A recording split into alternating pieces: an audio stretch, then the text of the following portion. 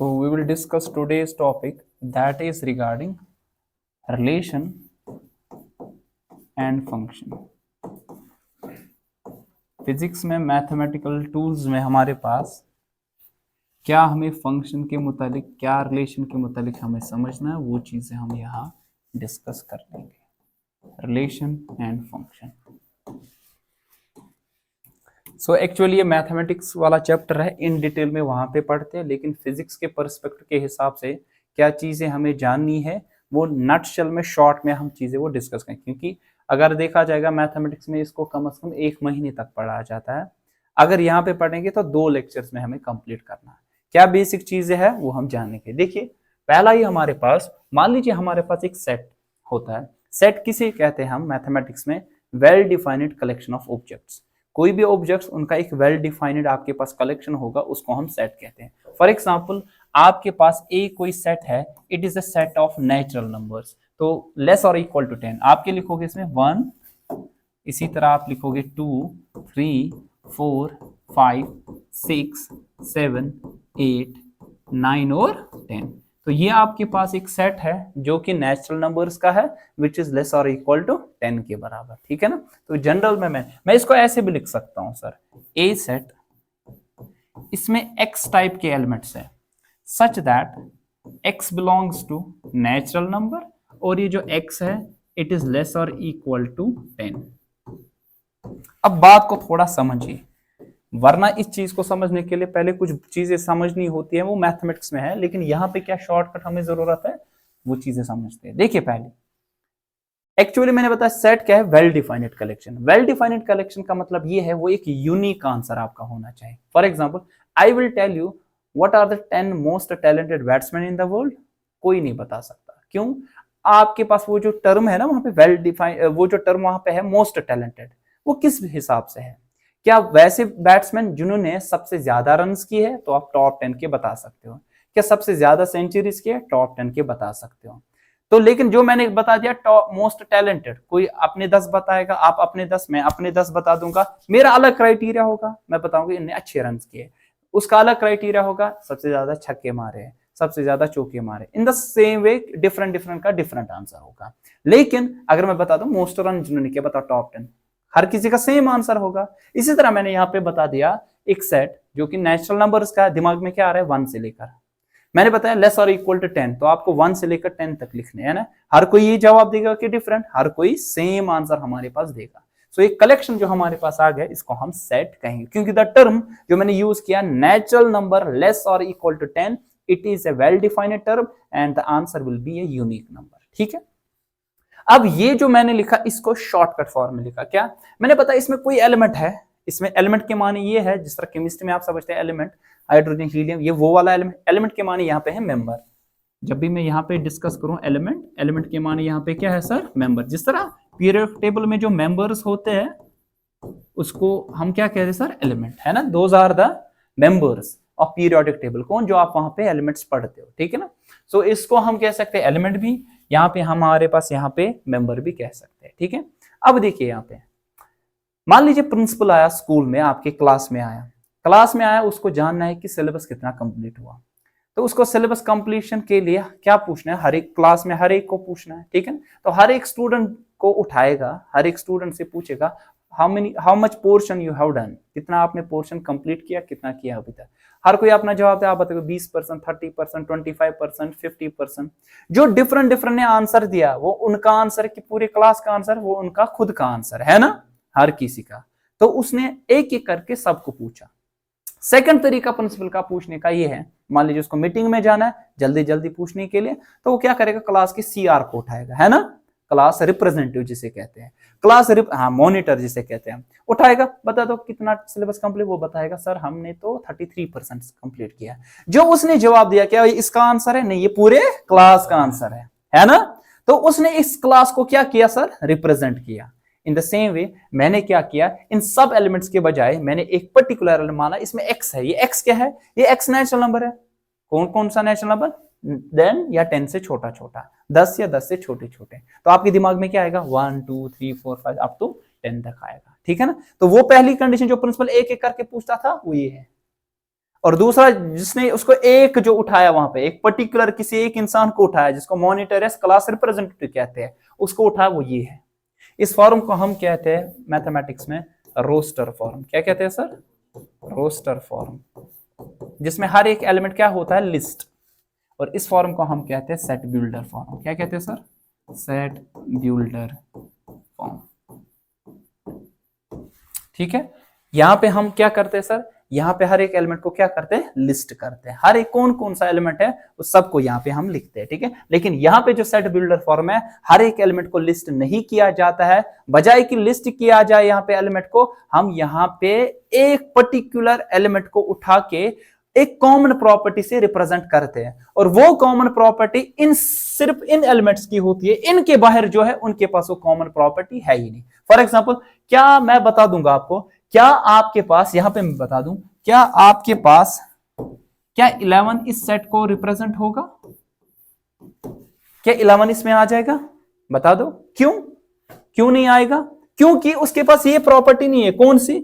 Natural number और less और equal to 10 नहीं है। नेचुरल नंबर आप बताओगे, आधी प्रॉपर्टी आ गई। नेचुरल नंबर तो है 11, क्या है वो लेस और इक्वल टू 10 है? नहीं है। सो यू विल से दैट ये एलिमेंट इसमें बिलोंग ही नहीं करेगा। दूसरा मैं बताऊंगा, 0 बिलोंग करेगा इस सेट ए को? आप बताओगे नहीं करेगा। क्यों? क्योंकि 0 तो पहले ही नेचुरल नंबर, क्योंकि इस प्रॉपर्टी को जो ये हमने हमारे पास एक कॉमन प्रॉपर्टी इन सब एलिमेंट के पास है, इसको तो ये फुलफिल ही नहीं कर रहा है। इट मींस कि आप यहां पे बता दोगे कि जितने भी एलिमेंट्स आपके पास इस सेट में होते हैं, कन्फाइनेड होते हैं, वो सारे एलिमेंट्स की एक कॉमन प्रॉपर्टी होती है। सेट बिल्डर फॉर्म में हम उसी कॉमन प्रॉपर्टी से इसको रिप्रेजेंट करते हैं, मगर रोस्टर फॉर्म में अलग अलग इसको लिखते हैं। ठीक है ना? अब तभी हम एक दीवार बनाते हैं, करली ब्रेसेस में सेट को लिखा जाता है। आप ऐसे नहीं लिखते हो, आप ऐसे नहीं लिखते हो, आप करली ब्रेसेस बनाते हो। क्यों ऐसे? कन्वेंशन है। ठीक है ना, हमने रखा है। ठीक है, वरना कोई हार्ड एंड सॉफ्ट रूल नहीं है। वैसे भी आकार रखते तो हम वैसे ही बनाते, लेकिन यहाँ पे करली और सेपरेटेड बाय कॉमास। कॉमा से इसलिए हर कोई एलिमेंट डिफरेंट है। 1 ना डिफरेंट कैमिशनिशन, 2 से 2 डिफरेंट है, 3 से 3 डिफरेंट है, 4 से अप टू सो ऑन। और रिपीटिशन अलाउड नहीं है। मतलब सपोज अगर आपने लिखा ना 1 1 1, तो यहाँ पे सिर्फ एक ही एलिमेंट है 1। अगर 4 बार भी 1 लिखोगे स्टिल एक ही है। अगर मैं लिखूं 1 2 2 3 3 4 4, सिर्फ 1 2 3 है और 4 है। आप 4 बार लिखो 4 को, लेकिन वो एक ही बार माना जाएगा। ठीक है, बात आई मेरी समझ? कोई कंफ्यूजन? या थोड़ा सेट के बारे में थोड़ा समझ। ठीक है ना, कोई कंफ्यूजन? मैं इसको ऐसे भी लिख सकता हूँ, ये आपके पास एक सेट है, इसमें ये एलिमेंट्स है, ऐसे जस्ट सिर्फ डायग्रामेटिक रूप है, ए सेट है। ठीक है, इस तरह कोई दूसरा सेट, ये दूसरा सेट है, इसमें ये एलिमेंट्स है, इनका नाम ये 1 था, 2 था, 3 था, 4 था, इस तरह यहाँ कुछ होगा ए बी सी डी। ठीक है, ये बी सेट हमारे पास है। बहुत सारी चीजें और भी सेट किस रिलेटेड है, वो मैथमेटिक्स, हमें हक जानना सिर्फ इतना ही है। ठीक है, यह समझ सेट क्या होता है? कोई कंफ्यूजन यहाँ पे? चलिए ठीक है, अब देखिए यहाँ पे हमारे पास मान लीजिए ये 2 सेट्स है। एक सेट ये है,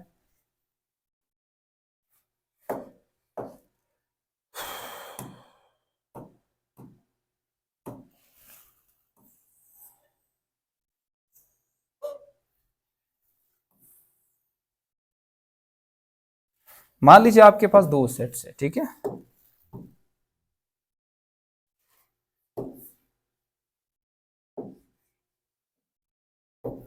इसमें कुछ एलिमेंट्स में रखता हूं,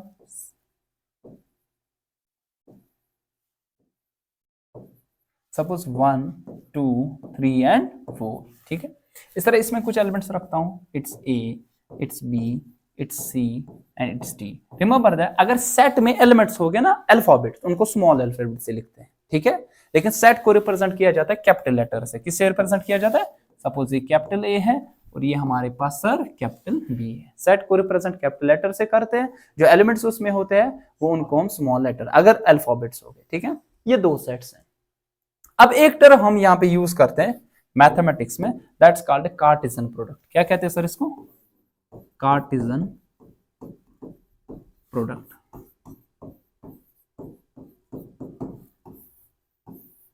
सो what is a Cartesian product sir? Cartesian product हमारे पास ये एक सेट है, it is set of all the possible ordered pairs. ये एक सेट ही होता है, इट इज अ सेट किनका?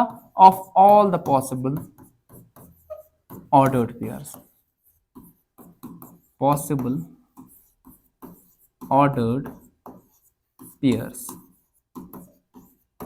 जितने भी ऑर्डर्ड पेयर्स यहाँ पे बनते हैं उनका पॉसिबल कितने ऑर्डर्ड पेयर्स आपके पास बन सकते हैं, कहां से एक सेट से दूसरे सेट तक, from set A to set B, set A to B. ठीक है, क्या क्या बना, ऑर्डर्ड का मतलब क्या है, ऑर्डर्ड का मतलब जो आपने वहां पे रूल बनाया है इसका उल्टा हो गया, कुछ और होगा, वो वायलेट होगा, वो ऑर्डर्ड पेयर आपके पास वहां पे बराबर नहीं होगी। ठीक है, फॉर एग्जांपल हम ऐसे ऑर्डर्ड पेयर को रिप्रेजेंट करें, अगर मैं लिख दूं 1, 2, क्या लिखूं, पेयर का मतलब क्या होता है, हाँ एग्जैक्टली तो आपके पास यहाँ पे जोड़ी जो आ जाएगी यहाँ पे पर्टिकुलरली 1 और 2 की आ जाएगी यहाँ पे। ठीक है, तो आपने यहाँ पे ऑर्डर्ड पेयर बनाता है, और ऑर्डर्ड पेयर को हम ऐसे बनाते हैं, आप सर्कुलर ब्रेसेस को यहाँ पे रखते हो। ठीक है, तो 1 और 2 ये नहीं है बराबर 2, 1 के। ठीक है, क्योंकि ऑर्डर यहाँ पे ये था, पहले 1 आया था, फिर क्या आया था सर, 2 आया था, यहाँ पे पहले 2 है, देन आफ्टरवर्ड्स इट इज 1। ठीक है, तो ये डिफरेंट ऑर्डर्ड पेयर होगी, ये इसके बराबर नहीं, इट्स नॉट इक्वल टू 2, 1 के बराबर कभी भी नहीं होगा यहाँ पे। ठीक है, बात आई समझ। अच्छा चलिए, अब क्या क्या पॉसिबल ऑर्डर्ड पेयर यहाँ पे बन सकते हैं, मुझे बताओ, यहां से लेकर यहां तक आप बताओगे 1, ए, ये बन सकता है ना, शाबाश, और क्या बन सकता है, 1, शाबाश, 1, शाबाश, इसी तरह 2 मिला सकते हो, 2, ए, 2, बी, शाबाश, 2, सी, इसी तरह 2, डी बना सकते हो। इस तरह आप लिख सकते हो यहाँ पे सर 3, ए, इसी तरह 3, सर बी, 3, सी, और 3, सर डी लिख सकते हैं, और लिख सकते हो 4, ए, 4, बी, 4, सी, और 4, डी, है ना, ये आपने लिखा। ठीक है, इतने पॉसिबल है, और कोई पॉसिबिलिटी है, और कोई नहीं सर पॉसिबल, सबसे ज्यादा यही बन सकते हैं। मैंने क्या किया एक्चुअली आपने सर ये किया, आपने 1 को रिलेट किया ए के साथ, 1 को रिलेट किया बी के साथ, 1 को रिलेट किया सी के साथ, 1 को रिलेट किया डी के साथ, सिमिलरली 2 को भी ऐसे आपने रिप्रेजेंट किया, 3 को भी ऐसे आपने यहाँ पे उनके साथ मिला दिया, 4 को भी आपने इनके साथ मिला। पॉसिबल ऑर्डर्ड पेयर यही है ना, और कोई पॉसिबिलिटी है, ए से बी तक, बी से ए तक उल्टा होगा, A, 1, B, 1, इस तरह आप तो सोचो। अब इसी का सेट ऑल द पॉसिबल, इसको हम कार्टेशियन प्रोडक्ट करते हैं, तो डिनोट कैसे करते हैं, A क्रॉस B, क्या लिखते हैं हम, तो what is A cross B, it is defined as the Cartesian product of set A and set B। ठीक है ना, कैसे, all the possible ordered pair कैसे बन सकते हैं हमारे पास सेट A से लेकर सेट B तक, और हमेशा जो पहला एलिमेंट होगा ना, ये जो पहला एलिमेंट ये बिलोंग करेगा सेट ए को, और जो दूसरा एलिमेंट है ना वो बिलोंग करेगा सेट बी को। अगर मैं बी क्रॉस ए लिखूं तो उसमें उल्टा आ जाएगा ना, आएगा कि नहीं, तभी आप लिख सकते हैं कि हमेशा कार्टेशियन प्रोडक्ट अगर उल्टा लिखोगे ये कभी भी बराबर नहीं हो सकते, क्योंकि ऑर्डर ही डिफरेंट हो जाएगा, होगा ना, क्योंकि वो चेंज आपके पास यहाँ पे ऑर्डर होगा। ए क्रॉस बी कभी भी बराबर नहीं होगा सर यहाँ पे बी क्रॉस ए। आपको फील आ रहा होगा कि सिर्फ मैथमेटिक्स पढ़ रहे हैं, लेकिन ये चीज जरूरी है मुझे रिलेशन और फंक्शन को समझाना, क्योंकि हमें कैलकुलस पढ़ना है। कैलकुलस आपने ऐसे सुना होगा, डिफरेंशिएशन इंटीग्रेशन पढ़नी है। डिफरेंशिएशन इंटीग्रेशन में फंक्शन का कंसेप्ट आता है, फंक्शन पता ही नहीं है बच्चे को, फंक्शन के लिए रिलेशन समझना है, रिलेशन के लिए कार्टेशियन प्रोडक्ट समझना है। देखो अभी हम फंक्शन तक पहुंचेंगे, आपको ये सारी चीजें इजीली क्लियर हो जाएगी। ठीक है, तो यह आया समझ कार्टेशियन प्रोडक्ट, तो बी क्रॉस ए भी आपके पास उल्टा करके आ जाएगा। अब इसके कुछ मैं सबसेट्स लेता हूं, सबसेट आया समझ, इसका हिस्से, ठीक है ना, ये सारा डिटेल हम मैथमेटिक्स में पढ़ते हैं, लेकिन यहाँ पे कुछ समझा। सबसेट मैं बता दूंगा क्या क्या सबसेट बनता है। आप बताओगे एक सेट ऐसा बनेगा ना 1, ए वाला, ये है ना हिस्सा इस सेट का, देखो सिर्फ बना लू 1, ए इसका सेट, ये है ना इस पूरे सेट का सबसेट। हाँ सर ये सबसेट है, कुछ और बनाएंगे, सपोज सर 1, ए उसमें है और है 2, ए, ये भी हो सकता है ना, हाँ ये भी पॉसिबल है। कोई और सबसेट लो सर, 1, ए लो और उसमें लो 2, लेट्स सपोज सी लो, और लो 3, बी लो, और लो सर कुछ 4, सॉरी बी लो आप, ठीक है, ये भी है ना एक सेट, ये भी इसका एक सबसेट बनेगा ना। ठीक है, दीज आर सबसेट्स ऑफ, ये जितने भी मैंने बनाए सारे नहीं है ये, मतलब ये जितने भी पॉसिबल है, जितने ये वो सारे मैंने नहीं लिखे, लेकिन ये कुछ जो भी है ये सबसेट्स है किसके सर, कार्टेशियन प्रोडक्ट के, ए क्रॉस बी के सबसेट्स है। ठीक है, अब ये जो ए क्रॉस बी के हमारे पास यहाँ पे जो सबसेट्स बन गए, यहाँ पे कौन कौन, मैंने ये बना दिया, ये बना दिया, कितने बन सकते हैं। अगर आपको किसी भी सेट के निकालने होंगे number of subsets, number of subsets वो होता है बराबर 2 रेज पावर n। क्या होता है? n है number of elements, number of elements in A set. एक सेट में कितने एलिमेंट्स हैं? जरा मुझे बता दो, इसमें कितने एलिमेंट्स हैं? 4 4 8, 8 4 12, 12 4 16, 2 रेज पावर 16 कितना होता है? कितना होता है? 2 रेज पावर 16। 2 को कितनी बार मल्टीप्लाई करना है? 16 बार खुद के साथ। 2 रेज पावर 9 कितना होता है? 512।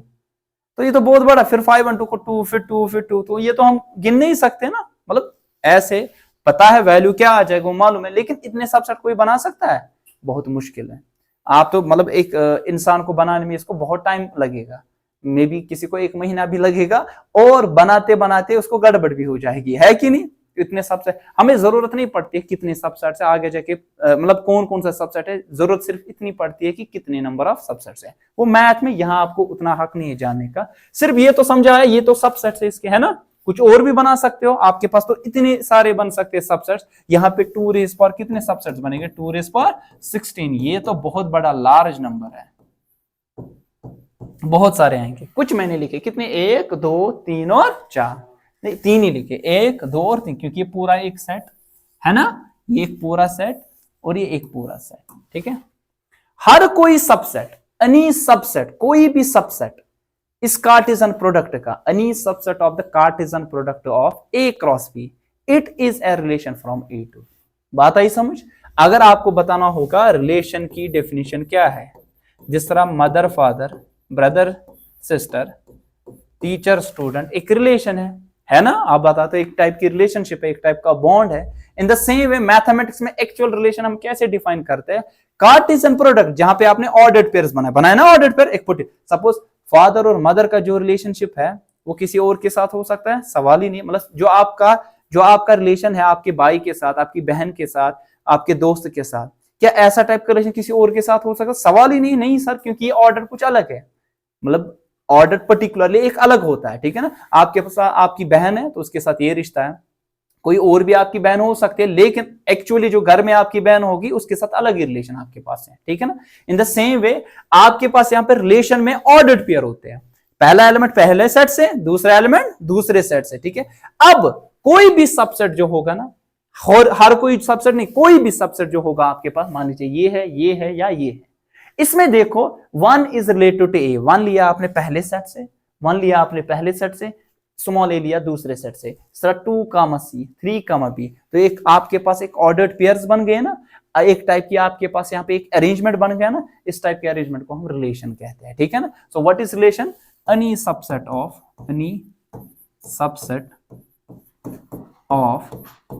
ए क्रॉस बी, यहाँ पे कार्टेशियन प्रोडक्ट क्या लिखा मैंने? ए क्रॉस बी। सो एक रिलेशन वो मानी जाएगी, कहां से कहां तक वो रिलेशन मानी जाएगी? ए से लेकर बी तक, is a relation from A to B, A से लेकर कहां तक सर? बी तक, ठीक है। हम ऐसे लिखते हैं R is a relation from set A to set B, ऐसे करके R is a relation from set A to a set B, ठीक है। कोई कंफ्यूजन? ध्यान रखो, यहाँ पे आपको एक वीडियो इसका भी मिलेगा, आप देखो। हम जनरल में ऐसे लिखते हैं आर इज अ रिलेशनशिप, इसमें ऑर्डर्ड पेयर, देखो ये रिलेशन है ना, कोई भी। अच्छा मुझे बताओ, ये जो ये भी एक पूरा जो है ना, पूरा ये सबसे बड़ा सबसेट बनेगा इसका, है ना? आप खुद के सबसेट खुद हो, है ना? आप खुद के सबसेट खुद हो, ठीक है। मान लीजिए आपके पास ये जो हैंड है आपके पास, या आर्म है, it's a subset of the body, है ना? ये सबसे हिस्सा है बॉडी का। इन द सेम वे हमने यहाँ पे बना इतना इतना, इसको और इसको जोड़ा, इसको जो एक सेट बना, ये सबसेट इसके सबसे बड़ा कितना बनेगा? पूरा का पूरा यही सेट। अब इस सेट को यूनिवर्सल सेट कहते हैं, ठीक है, उसको छोड़ो। अब मुझे बताओ, यहाँ पे ये जो मैंने सेट बना दिया ना, यहाँ पे ये जो मैंने ऑर्डर्ड पेयर्स यहाँ पे बना दिए, ये जो ऑर्डर्ड पेयर्स मेरे पास है ना, वो किस टाइप के? इसमें एक एलिमेंट और दूसरा एलिमेंट होता है, मैं इसको जनरल में लिखूंगा ऐसे, इसमें x, y टाइप के एलिमेंट है ना? एक x दूसरा y, सच दैट ये जो पहला एलिमेंट है ना, वो कहां से लेते हैं? सेट A से। दूसरा एलिमेंट कहां से लेते हैं? सेट B से। हम ऐसे लिखते हैं सच that x belongs to set A and y belongs to set, simple. ये है रिलेशन की डेफिनेशन, सो क्या लिखोगे रिलेशन? अगर आपको कोई बोलेगा, आपको एग्जाम में नहीं पूछा जाएगा डायरेक्ट, फिजिक्स में कभी भी ये पूछा नहीं जाएगा, लेकिन in order to understand better way में आपके पास फंक्शन क्या है उसके लिए रिलेशन समझना बहुत ही जरूरी है। ठीक है, बात आई समझ?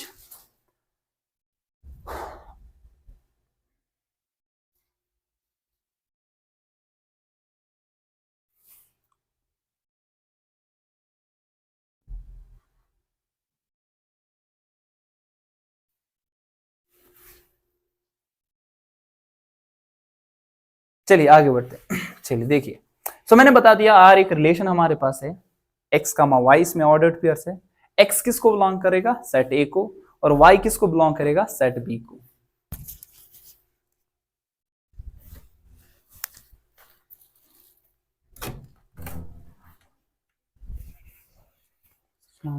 कहमा, अच्छा ठीक है, तो कहमा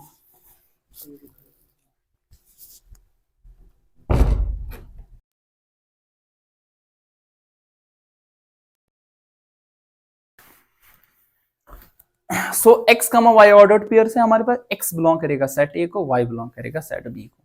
अब मैं ऐसे लिखूंगा इसको जनरल में, ये था सेट ए, समझना, ये था सेट बी, ये था ए सेट, ये था सर सेट बी, ठीक है ना। यहां जनरली कोई उठाया मैंने एक्स, और यहां मिलाया किसके साथ शादी करवाई? वाई के साथ, ठीक है ना। किसने करवाई? उसको हम बंधन कहते हैं, जिसको हम रिलेशन कहते हैं, ठीक है। हिंदी में ना बंधन, ठीक है, अंग्रेजी में रिलेशन, कशर पे जोड़, सो जोड़ लगा दिया एक्स का किसके साथ? वाई के साथ। कर खानदर गोता ना कशर पे क्या माना सा? थाप त्रावन ना थाप त्रावन सा ती माना। सो आपके पास यहाँ पे जनरल में कोई एक्स था और यहाँ पे किसके साथ रिलेट किया? वाई। अभी एक्स क्या क्या हो सकता है सर? ये एक्स जो आपके पास होगा ना, ये एक्स हो सकता है या तो 1, या तो 2, या तो 3, या तो 4। ये वाई क्या हो सकता है? या तो ए, या तो बी, या तो सी, या तो डी, कहीं ना कहीं ये हो गए बेमा इसका, और कोई नहीं होगा यहाँ पे। अब मैं बता दूंगा ये आपके पास रिलेशन है, ये वाली मैंने एग्जांपल दी, ये रिलेशन लो, ये रिलेशन में है 1, ए, 2, सी, 3, बी, 4, बी यहाँ पे। अब मुझे बताओ यहाँ पे x क्या हो सकता है? या तो 1, या तो 2, या तो 3, या तो 4। लेकिन y क्या हो सकता है? y सिर्फ या तो a, या तो c, या तो b हो सकता है, ठीक है। ये भी यहाँ पे हमारे पास b, ठीक है ना। a b c d यहाँ पे हमने रिलेट नहीं करवाया, क्योंकि ये भी एक टाइप की रिलेशनशिप हो सकती है, हर कोई आपके साथ रिलेशन में नहीं होगा। हम साइंस से ठीक पोट कहीं जरूरी चुन क्या कहीं से मुचुकरी है कि नहीं, वो चीज भी आपके पास पॉसिबिलिटी है यहाँ पे, ठीक है। बात आई समझ? तो ये हमने जनरल में लिखा। अब ये जो x है ना, एक्चुअली किसको वहां पे देख रहा है? y को। x किसके साथ रिलेटेड है? y के साथ। We say that y is the image of x। हम क्या लिखते हैं यहाँ पे? ये जो y हमारे पास है, it is the image of x। जिस तरह आप शीशे में देखोगे, जो आपको दिखेगा वो आपकी इमेज होगी, जो जिसकी होगी उसको कहते हैं pre image, pre image of y। x देखेगा y को, उसकी वो इमेज है, y जिसकी इमेज है उसको हम प्री इमेज कहते हैं। तो मैं बता दूं, y 1 की इमेज क्या है यहाँ पे? a, 2 की c, अच्छा a की प्री इमेज 1, c की प्री इमेज, b की प्री इमेज 3 भी है और 4 भी, क्योंकि b रिलेटेड है 3 के साथ भी यहाँ पे और 4 के साथ भी रिलेटेड है। ये बात है समझ? कोई कंफ्यूजन? या समझ रिलेशन क्या होता है? अब ये जो रिलेशन में आपने डाला ना इनपुट, इनपुट क्या क्या डाला इस वाले रिलेशन में? 1, 2, 3, 4, या ये वाली रिलेशन इसमें क्या डाला इनपुट? 1 या 2, या इसमें क्या डाला इस रिलेशन में? सिर्फ 1 डाला। या अगर पूरी की पूरी ये सारी रिलेशन में क्या डाला इनपुट? या तो 1, या तो 2, या तो 3, या तो 4 डाला, ठीक है ना। इसको हम डोमेन कहते हैं। क्या कहते हैं सर? सो डोमेन जो हमारे पास आ जाएगा, यहां पे सेट ए होगा, सेट ए पूरा का पूरा सेट ए होगा। It is the values on which relation is defined. ये रिलेशन किस पे डिफाइंड है? ठीक, क्या मतलब हो? वो क्या मतलब है? वो ये मतलब है, देखिए इसमें आप 1 डाल रहे हो, 2, 3 और 4, क्या 5 डाल सकते हो इसमें? इधर ध्यान रखो, 5 डाल सकते हो? नहीं, क्योंकि 5 किसके साथ रिलेट करोगे? वो सेट ए में है ही नहीं। सेट ए में 5 है ही नहीं, तो आप यहाँ पे वो वैल्यूज डालने हैं जिसपे ये रिलेशन पर्टिकुलरली डिफाइन हो। एक एग्जांपल दूसरी ये भी दिखा दूंगा। मान लीजिए जूसर मिक्सर आपके पास है, ठीक है ना। जूसर मिक्सर में हम क्या डालते हैं, फ्रूट्स डालते हैं और जूस निकलता है। मैं उसमें पत्थर डाल दूं, चलेगा? नहीं चलेगा। रीजन क्यों है? क्योंकि वो डिफाइंड वहां पे यील्ड ही नहीं आएगा। यील्ड का मतलब आउटपुट वैसा आएगा ही नहीं, ये तो प्रोसेस ही नहीं होगा। तो इसी तरह रिलेशन में वो काम नहीं आएगा वो चीज जो इसके आउटसाइड होगा। तो आपके पास डोमेन है वो सेट ऑफ वैल्यूज है जिसपे ये रिलेशन डिफाइंड होगी। आई बात मेरे समझ? और जो आउटकम निकलेगा ना उसको हम रेंज कहते हैं। क्या कहते हैं सर? तो रेंज का मतलब क्या है हमारे पास? Simply it is the outcome, outcome of relation, outcome of relation. ठीक है, यह समझ? तो डोमेन यहाँ पे पूरा सेट ए है, जरूरी नहीं। अच्छा, इस रिलेशन में आप यहाँ पे था ए, इस वाले अगर मैं ये पूरे रिलेशन लूं, इसमें ए सेट पूरा है क्योंकि 1 2 3 4 हम डाल रहे हैं। लेकिन ये वाली अगर मैं रिलेशन लूं, ये वाली जरा इसमें बता डोमेन, इस वाली रिलेशन में बता डोमेन क्या है? या तो 1 डाल रहे हैं या तो 2 डाल। आंसर क्या निकल रहा है? सिर्फ ए निकल रहा है। तो बताओगे ये एक ऐसी रिलेशन है, यहाँ पे एग्जांपल दूंगा, मेरे पास एक ऐसी रिलेशन है जिसमें मैं 1 डाल रहा हूं, आंसर निकल रहा है ए, 2 डाल रहा हूं, आंसर निकल रहा है बी, या 3 डाल रहा हूं, आंसर निकल रहा है बी। सपोज ये आपके पास रिलेशन है। तो मैं बता दूं आपको, आप बता रहे हो सर कुछ ऐसा कि 1 है और 2 है और 3 है आपके पास, 1 2 और 3 है आपके पास, और यहां पे आपने इसको रिलेट किया है सर किसके साथ? ए और बी के साथ। So you will say that 1 is related to A, 2 is related to B, 3 is also related, sorry 2 is related to B, 3 is also related to sir B. ये बताओगे ना? तो यहाँ ये x क्या क्या हो सकता है जो मैंने वहां पे लिया, 1 2, या ये जो y हो सकता है क्या हो सकता है? a या b। ये पूरा का पूरा सेट a है, मान लीजिए ये पूरा का पूरा सेट। आउटकम क्या निकला? a और b। ये रेंज है। जो आपके पास क्या क्या डाल रहे हो वो इनपुट आपके पास 1 2 और 3 आपके पास।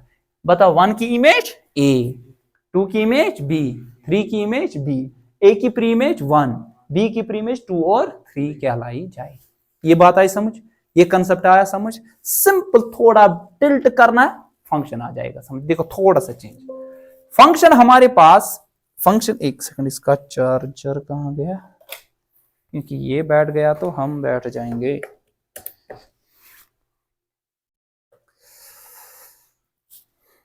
ठीक है,